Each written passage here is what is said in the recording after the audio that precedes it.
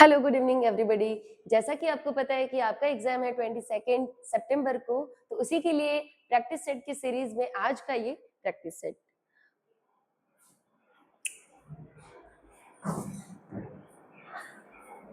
Read the passage and answer the following questions. The precariousness of the global economy is often underestimated by those who focus solely on GDP growth. The economic resilience lies in the diversification of supply chains and the robustness of social safety nets. इसमें पहले बता रहा है जैसे कि global economy है वो बहुत चेंज होती रहती है, बदलता रहता है, एंड जो बिलीव करते हैं कि सिर्फ जीडीपी की ग्रोथ के साथ में they will improve, it is not true. And true economic resilience, अगर आप चाहते हो आप इकोनॉमिकली रेजिलेंट रहे, मतलब अगर आपका एडवर्स टाइम भी चल रहा है बट स्टिल आपके पास इतना बैकअप होना चाहिए इकोनॉमिकली कि आप उसमें अच्छे से रह पाए, अपना टाइम सही से, मतलब कह सकते हैं आप एक्शंस को इस तरीके से मैनेज करके रखें कि आपका वो टाइम सही से निकले। And it lies in the diversification, अगर आप चाहते हो उस टाइम में भी अच्छे से रहना या फिर मैनेज करना सही से, तो आपको डाइवर्सिफिकेशन लाना है, किसमें? सप्लाई चेन्स में। And the robustness of social safety nets, आपको रिजिड नहीं रहना है कि इसी डायरेक्शन में हमको इन्वेस्ट करना है, इसी डायरेक्शन में हमको जाना है। The automation accelerates. The displacement of traditional labor becomes not just a possibility but an inevitable. यानी कि जैसा कि ऑटोमेशन बढ़ रहा है, एआई का यूज दिनों दिन बढ़ रहा है, तो डिस्प्लेसमेंट, फिर भी displacement of traditional labour is not just a possibility, मतलब ये तो देखने को मिल ही रहा है कि एक टाइम बाद में ह्यूमन की जगह कौन ले लेगा? AI. And it is not just a possibility, सिर्फ संभावना ही नहीं है, इनएविटा है, वी आर श्योर कि it will happen. That requires radical policy, but उसके लिए हमको क्या है, अब तक की जितनी चीजें उनको रिमूव करना पड़ेगा, रेडिकल पॉलिसी अप्लाई करना पड़ेगा उसके लिए, such as universal basic income, सबके लिए एक समान रूप से इनकम तय की जानी चाहिए, या फिर मैसिव रीस्किलिंग प्रोग्राम्स चलाए जाने चाहिए, सबको स्किल डेवलपमेंट का मौका मिलना चाहिए। ओके, तो इसी में से फर्स्ट क्वेश्चन है, according to the passage what is the hallmark of true economic resilience. अगर आप इकोनॉमिकली बहुत स्टेबल रहना चाहते हैं, रेजिलेंट रहना चाहते हैं, तो उसके लिए क्या हॉलमार्क है, उसके लिए क्या साइन है, किस तरीके से आपको पता लगेगा हाँ हम लोग सर्वाइव कर लेंगे एडवर्स टाइम में भी? क्या इसके लिए हाई जीडीपी ग्रोथ होना चाहिए सिर्फ, या फिर the automation and technological advancement होना चाहिए जिससे आप ग्रो करेंगे, सब लोगों के साथ में टेक्नोलॉजी के साथ में वर्क करेंगे, या फिर diversified supply chains and the social safety nets होना चाहिए, या फिर रिडक्शन इन गवर्नमेंट स्पेंडिंग होना चाहिए? तो the most suitable answer is diversified supply chains होना चाहिए एंड सोशल सेफ्टी नेट्स होना चाहिए आपके पास। Question number 2. What does the author suggest about automation, use of AI and इस तरीके से एडवांस टेक्नोलॉजी के बारे में ऑथर क्या सजेस्ट करते हैं? It will create more traditional jobs, means जो आज तक जो ह्यूमंस की नीड के ऊपर डिपेंडेंट रहती है, ह्यूमंस पे डिपेंडेंट रहती है, वैसे जॉब्स क्रिएट करेगा क्या ऑटोमेशन? या its impact on labour is being exaggerated, या फिर ये बताया जा रहा है कि जो ऑटोमेशन है इसका यूज लेबर के ऊपर बहुत ज्यादा एग्जाजरेट किया जा रहा है, बहुत अत्यधिक मात्रा में दिखाया जा रहा है, इसको एग्जाजरेट किया जा रहा है। It makes labour displacement unavoidable, या ऐसा दिखाया जा रहा है कि एक टाइम बाद में जो ऑटोमेशन है ये डिस्प्लेस कर देगा किसको? ह्यूमंस को। It should be halted to save the economy, या इसको हॉल्ट किया जाना चाहिए, रोका जाना चाहिए ऑटोमेशन को, ताकि हमारा इकोनॉमी ग्रो कर पाए। तो most suitable answer is it makes labour displacement unavoidable, labour displacement होगा ही होगा। The word precariousness in the passage most nearly means, but उसको आपको फाइंड आउट करना है अगर आंसर, तो इसके लिए आपको सारी टर्म्स का मीनिंग पता होना चाहिए। चलिए करते हैं 4 वर्ड्स को एनालाइज। पहले आपको ये पता होना चाहिए कि प्रिकैरियसनेस क्या होता है। Precariousness means a dangerous state of insecurity where, जहां everything could fall apart at any time, मतलब कुछ भी चेंज हो सकता है, कुछ भी स्टेबल नहीं, आपको नहीं पता आगे क्या होगा। या अब इसका आपको क्या देखना है, नियरेस्ट मीनिंग देखना है। स्टेबिलिटी यानी कि a steady secure state that is predictable and resist sudden changes. क्या इसका सिमिलर ये होगा जो स्टेडी है, जो नॉन चेंजेबल है, जो कभी बदलेगा ही नहीं। या फिर अनसर्टेनिटी यानी कि a state of doubt where simply we do not know what will happen next. Instability, a shaky, unreliable condition that constantly shift and changes unpredictably, यानी कि जो बदलता रहता है, कभी भी कांस्टेंट नहीं रहता। A prosperity, a successful state of thriving, flourishing and enjoying financial wealth, ये तो बिल्कुल भी नहीं रहने वाला है। उसके बाद में complexity, a complicated state made of many interconnected parts that are difficult to understand, ये भी नहीं रहने वाला है। चलिए अब एनालाइज करते हैं 4 ऑप्शंस को। हमें पूछा है प्रिकैरियसनेस यानी कि जो चीज बदलती रहती है विद टाइम, क्या इसका सिनोनिम अपोजिट स्टेबिलिटी होगा? बिल्कुल भी नहीं।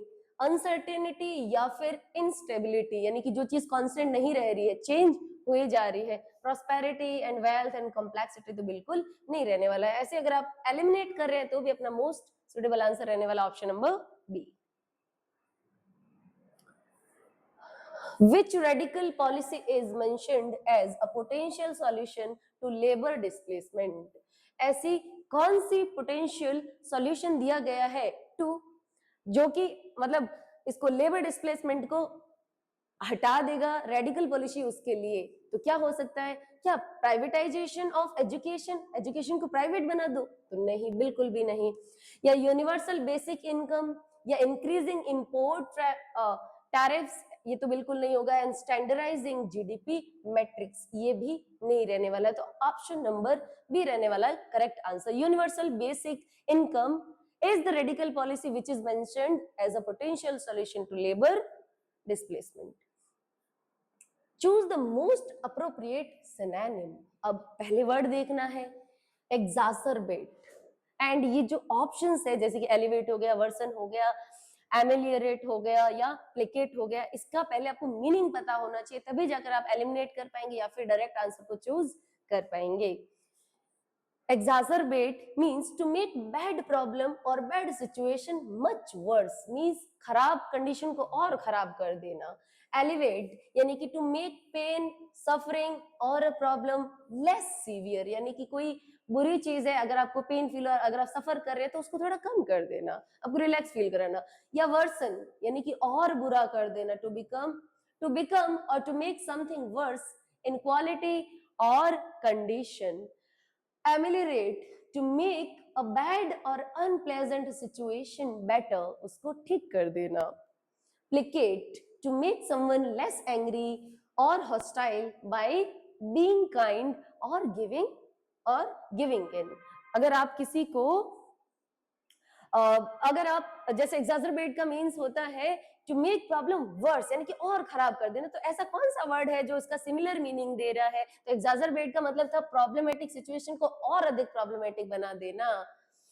ठीक है, एलिवेट करना यानी कि कोई चीज को, बुरी कंडीशन को ठीक कर देना। वर्सन यानी कि उसको और बढ़ा देना। एमिलरेट करना यानी कि उस बुरी कंडीशन को थोड़ा कंट्रोल में ले आना। प्लिकेट का मतलब उसको सही कर देना। तो हमें देखना इसका सिनोनिम, तो सिनोनिम रहने वाला है टू मेक समथिंग वर्सन, और खराब कर देना। अब इसका भी आपको सिनोनिम ही देखना है, बिकॉज आपको यहाँ पे कमांड क्या मिला है, that you have to choose the most appropriate synonym for the question 5 and 6। Ephemeral, अब एफिमेरल का पहले आपको मीनिंग पता होना चाहिए कि एफिमेरल मींस क्या होता है, उसके बाद में आप करेक्ट आंसर चूज कर पाएंगे। अब ephemeral means lasting for a very short time, जो बहुत कम टाइम के लिए टिके। एटर्नल यानी कि lasting forever without an end, मतलब जो कभी खत्म ही ना हो। अब transitory also means which is not permanent and changing quickly. अब डायबॉलिकल या एक्सट्रीमली इविल या विक्डली क्रूएल, जो बहुत ज्यादा खराब हो। Resilient means able to recover quickly from difficulties, जो डिफिकल्टी से क्विकली क्या हो जाए, रिकवर हो जाए। एफिमेरल का मीन्स तो हम इसका मतलब ये कह सकते हैं इसको वन वर्ड में, क्षणिक, जो क्षण भर के लिए ठहरे। तो एटर्नल मीन्स जो हमेशा रहे, ट्रांजिटरी मीन्स जो बहुत कम टाइम के लिए रहे, डायबॉलिकल छोड़िए ये इसमें से नहीं रहना, एटर्नल मीन्स परमानेंट, ये तो इसका एंटोनिम हो जाएगा। तो हमें तो लेना है synonym, that is transitory. Choose the most appropriate antonym, इस बार आपको एंटोनिम चूज करना है। अब एब्सटेन, एब्सटेन, अब इसके पास ऑप्शन है आपके पास refrain, indulge, eschew and desist. तो पहले वर्ड्स को एनालाइज कर ले।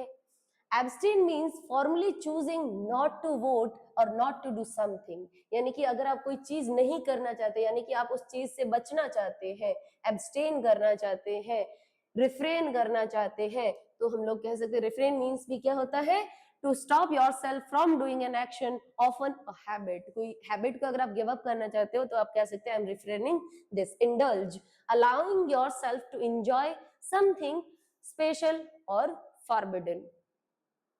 Now, eschew means deliberately avoiding or giving something up for moral reasons. अब आप अगर आप कोई चीज का eschew कर रहे हैं, it means आप moral reasons की वजह से उसको छोड़ रहे हैं। Desist का means होता है immediately stopping an ongoing action often due to legal orders. आपको legal order मिला है कि आपको ये चीज को stop करना है, means you are desisting it. तो हमें देखना है इसका एंटेनिम। तो रिफ्रेन का मतलब भी बचना होता है, एब्सटेन का मतलब भी बचना होता है, डेजिस्ट मींस भी रोक देना होता है इस चीज को, इसमें भी हम लोग एक हैबिट को गिव अप कर देते। इंडल्ज का मींस होता है to engage yourself to do something, यानी कि आप इसको एंगेज भी एक वर्ड बोल सकते हैं, कोई चीज में खुद को लगा देना। अब है बेनेवोलेंट, अब इसके लिए हमको देखना है antonym, because antonym. First word is malevolent, altruistic, magnanimous and benign. So first word is benevolent, means that is kindly and actively wishing to do, means हम लोग बेनेवोलेंट उस पर्सन को बोल सकते हैं कि वो पर्सन जो दूसरों के लिए अच्छा सोचे, उनके बेटरमेंट के लिए वर्क करे। अब मालवोलेंट मीन्स हैविंग और showing a wish to do evil और हार्म टू अदर्स, किसी के साथ बुरा करना या किसी का हार्म करना। उसके बाद में altruistic, showing a selfless concern for the wellbeing and the happiness of others, यानी कि इसको भी हम लोग कह सकते हैं परोपकारी, जो दूसरों का सोचे, यानी कि बेनेवोलेंट को भी हम लोग बोल सकते हैं परोपकारी, जो दूसरों के बारे में सोचे, या जनहितैषी भी बोल सकते हैं इसको, जनहितैषी। Now magnanimous means generous and forgiving, जो बहुत काइंड होता है, लोगों को फॉरगिव कर देता है, स्पेशली टुवर्ड अ राइवल और समवन लेस पावरफुल, जो अपने लाइक कोई उसका बुरा करके रहा है तो उसके लिए भी वो क्या ऐसा नेचर रखता है, वो बहुत जेनरस एंड फॉरगिविंग टाइप का रहता है। बिनाइन मींस भी also gentle, kindly and mild in the temperament और कॉजिंग नो हार्म, जो किसी को भी नुकसान नहीं पहुंचे, जो जेंटल हो, काइंड हो। और हमें देखना है इसका मैलेवोलेंट का एंटोनिम। इट मींस जो मैलेवोलेंट है, यानी कि जो दूसरों का नुकसान करे, उनको हार्म करे, वो पर्सन। ओके, अब है ये इडियम अपना,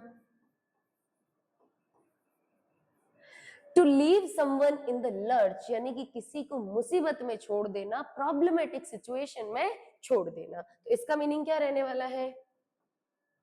to help someone in trouble, किसी की मदद करना, नहीं। And to reward someone for hard work, नहीं। टू इग्नोर और टू इग्नोर अ रिक्वेस्ट, नहीं। To desert someone in difficult situation, and desert means to leave somebody in difficult situation. A bolt from the blue, यानी कि एकदम से अचानक से कोई चीज आ जाना, जैसे कि अ लकी इवेंट, नहीं। प्रिडिक्टेबल आउटकम, जिसका आपको ऑलरेडी पता हो, नहीं, ये तो क्या सडन है, एकदम से आने वाला। अ स्टॉर्म एट सी, बिल्कुल नहीं। अ कंप्लीट सरप्राइज और अनएक्सपेक्टेड इवेंट, जिसके बारे में आपको पता नहीं हो, मतलब ये अनप्रिडिक्टेबल है, आपको पता नहीं होता है इसके बारे में। A person who dislikes humankind and avoids human society, जो human being को बिल्कुल पसंद ना करे, उनको avoid करे, तो philanthropist means हो जाएगा बच्चे जो मैनकाइंड के लिए सोचे, उनकी वेलबींग के बारे में। अल्ट्रुइस्टिक यानी कि भी वो उनके बारे में सोचे, जनहितैषी हो। Polyglot means who can speak many languages, but misanthrope means a person who dislikes humankind and avoids human society. Okay, यहाँ पर एक वर्ड है misanthrope means a person who dislikes and avoids human beings. Philanthropist, a person who gives more money or help to charities. Altruistic, showing unselfish concern for the well-being of others. Polyglot means a person who knows or uses several languages. The study of the origin and history of words. अब अगर आपको इसका answer देखना है तो सबसे पहले आपको सारे वर्ड्स को एनालाइज करना होता है ताकि आप कैंसिल आउट कर पाए या फिर राइट आंसर को चूज कर पाए। Entomology means the specific study of insect. जब भी आपको एंटोमोलॉजी दिखे तो ये याद रखना कि ये किसकी स्टडी है, इंसेक्ट की। And etymology, the study of the origin and the history of words. Anthropology, the study of human societies, cultures and their development. अब है archaeology, the study of human history through excavating artifacts and physical remain, यानी कि पुरानी चीजों को, उनकी सभ्यताओं के बारे में, सिविलाइजेशंस के बारे में जानना खुदाई के माध्यम से। तो अब हमें पूछा गया है the study of origin and the history of words. तो अगर आप कैंसिल आउट भी करते हैं, टाइमोलॉजी इंसेक्ट से रिलेटेड है, एंथ्रोपोलॉजी ह्यूमन काइंड से रिलेटेड है, आर्कियोलॉजी एक्सकवेशन के अकॉर्डिंग है, एक्सकवेशन, एंड एक वर्ड हमारे पास में रहता है etymology, that is the origin and the history of words, इसकी स्टडी। अब है एरर फाइंडिंग क्वेश्चंस, जिसमें पहला क्वेश्चन है unless you do not hard work, unless you do not work hard you will not pass the examination। अब unless का मतलब ही यही होता है कि अगर तुम मेहनत नहीं करोगे, हार्ड वर्क नहीं करोगे। ये इटसेल्फ एक नेगेटिव वर्ड है जिसका मीनिंग ये होता है कि अगर तुम पहली टर्म के साथ में, पहली कंडीशन के साथ में अगर अग्री नहीं कर रहे तो नेक्स्ट रिजल्ट आपके अकॉर्डिंग नहीं रहेगा। तो अनलेस यू डू नॉट, तो इसमें डू एंड नॉट क्या है, नहीं आना चाहिए, बिकॉज अनलेस का मतलब ही हो गया नेगेटिव। तो unless you work hard you will not pass the examination, तो इसमें एरर रहने वाला है, एरर रहेगा अपने पार्ट ए में। इसको मैं क्लियरली लिख देती हूँ ताकि आपको इजीली विजिबल हो और आप इसका स्क्रीनशॉट लेके भी रख सकते हैं। अनलेस के साथ में ये इटसेल्फ नेगेटिव वर्ड है, तो इसके साथ में no other negative word.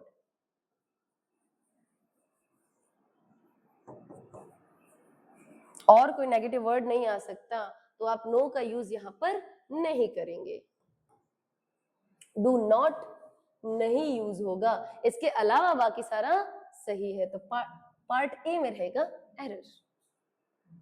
The climate of Pune is better than Mumbai.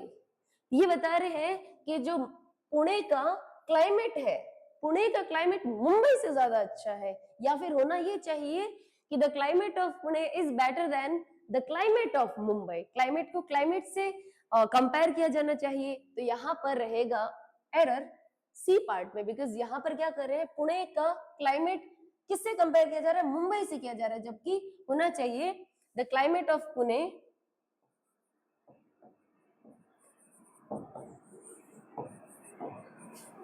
is better than the climate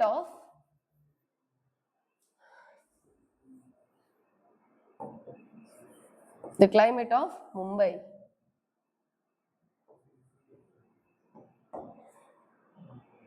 okay, he is addicted. जब भी कोई चीज से एडिक्टेड होते हैं, किसी हैबिट से, कोई चीज से है, तो एडिक्टेड के साथ में आपको प्रीपोजिशन लेना है टू। तो he is addicted to gambling, वो जुएबाजी खेलने के साथ एडिक्टेड है, उस चीज को गिव अप नहीं कर पा रहा है।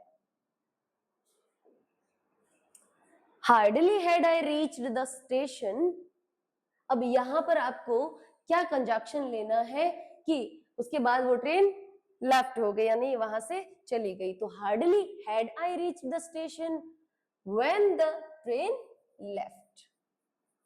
अब आप लोग यहाँ पे एक चीज और देख रहे होंगे कि यहाँ पे इन्वर्जन ऑफ सेंटेंस हुआ है, इन्वर्जन ऑफ सेंटेंस। अब इन्वर्जन सेंटेंस के अंदर भी किसका, helping verb and this conjunction, sorry